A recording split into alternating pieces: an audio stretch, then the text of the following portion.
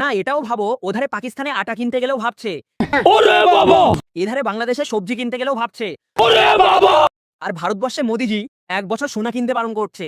ওরা সবজি আর আটা কেনার জন্য হেদিয়ে মরে যাচ্ছে, আর এদিকে আমাদের সোনা কেনার জন্য থামিয়ে রেখেছে। দেশটা এবার কোথায় গেছে ভাবো। কি কি কি কি কি আরে বলুন। দেশটা এবার কোথায় গেছে ভাবো। দাদা বাবু একটু বেশি ফাঁকাফাঁকি হয়ে গেল না? পাকিস্তানেরটা জানি না, কিন্তু বাংলাদেশকে নিয়ে একটু বেশি ফাঁকাফাঁকি করে ফেললে না?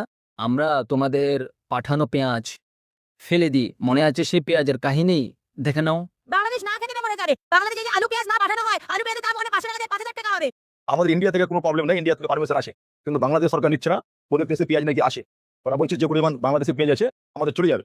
আমরা এখন আপাতত নিচ্ছি না, যদি নিই তো পরবর্তী আমরা জানা। এখন কি করবে? তাই এখন বাধ্য, এখন পচে যাচ্ছে, এত শুকনো মাল না যে রেখে দিবে। রোজ প্রয়োজনে 2 টাকা কিলো 1 টাকা কিলো আমরা সব কিনে নিচ্ছি। এধারে বাংলাদেশে সবজি কিনতে গেলেও ভাবছে।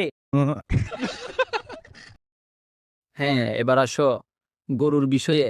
আমরা মুসলিমরা তোমাদের গোমাতাকে কিনছি না, তাই তোমাদের হিন্দু দাদা দাদিরা, সনাতনী দিদিরা, আপারা, বোনেরা সবগুলো কান্নাকাটি করেছে। এই নিয়ে কিছু বলবা? চল সেটাও দেখে নাও। শুভেন্দু অধিকারী আছে, তুই গদিতে বসে আছিস, তুই কি করছিস? মানুষকে এরকম করে ওই হিন্দু ধর্মেতে সবকিছু তো নষ্ট করে দিচ্ছিস। আমাদের ঈদটা করতে দিক, আমরা গরুগুলো বিক্রি করি, কিছুটা দিলে অন্তত মুক্ত হই। মুসলিম বা তারাও হিন্দু, তারা তো মিশছে একসাথে। আমরা তো একসাথে আছি, তারা কোনোদিন দেনদারি করেনি কি কারো আমাদের গলা ধাক্কা দিয়েনি।